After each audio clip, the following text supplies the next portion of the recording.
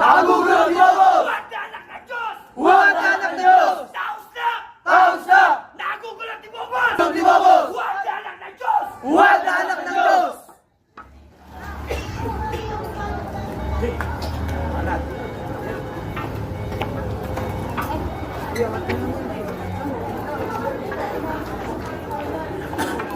Dito kayo.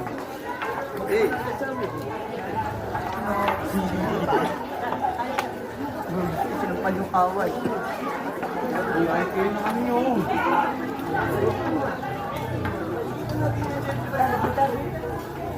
Carlo.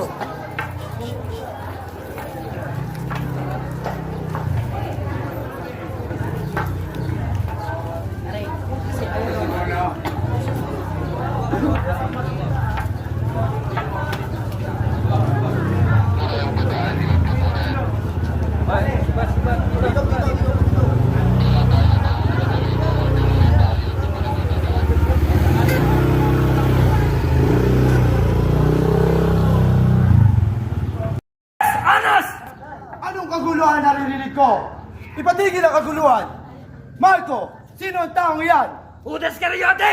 Isa sa alagad ng Jesus ng Galilea! Ang inyo pong lingkod. Handa ko po'y pagkanulo ang aking Panginoon kapalit ng kabayaran. Kapalit ng kabayaran? 30 pirasong pisetas bilang kabayaran. Sapat na iyan. At paano naman kami nakakasiguro na ituturo mo sa amin ang iyong hari? Mamayang gabi, sa hardin ng Gethsemane, doon yung makikita ang aking hari sa pamamagitan ng aking adik. Siya ang aking Panginoon. Kung sino man ang aking lapitan, ang hudyat ko'y tandaan. Siya'y takip pinatalian at huwag nang pakawalan. Marco, dali ng taong iyan sa taong kapalasan. Ayo! Ito na ang lahat! Si Judas ang namumuna!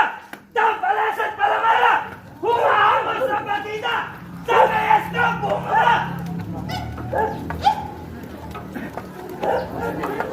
Luwag. Luwag. Luwag.